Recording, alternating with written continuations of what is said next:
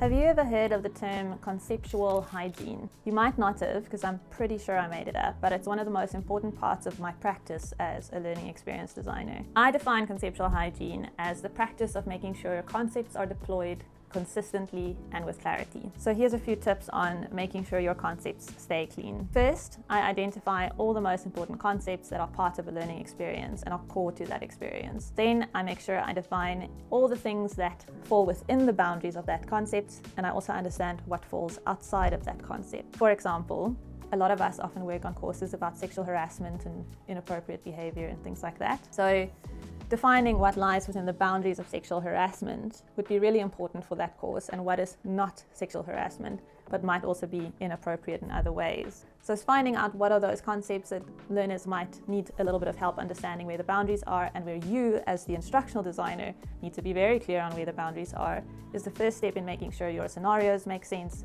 your questions make sense, your explanations make sense, and everything else supports the learner on their journey rather than distracting them from what you really want them to learn. The second thing you want to do is to make sure you understand the relationship between your concept and all the neighboring concepts that try to sneak in and be part of that concept a lot of the time. This will also help you identify some common misconceptions that your learners might have that you can take the opportunity to clear up for them. A nice example that I often use to explain the relationships between concepts in this way is that of your hand, or your friend's hand if you don't have a hand. All thumbs are fingers, right?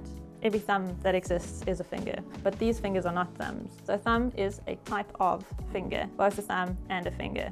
Only a finger, not a thumb. It seems really simple when you talk about it, but you can often tell when you're reviewing someone's work whether or not they understood the relationships between the concepts. So whereas sexual harassment and inappropriate behavior are two different things, yes, you might get that far. But then the trick is understanding that inappropriate behavior is a broader umbrella term under which sexual harassment is a type of inappropriate behavior. But there are other types of inappropriate behavior like microaggressions or discriminatory language and things like that. So understand the relationships between your concepts so that you can clear that up for the learner if it's important that they know.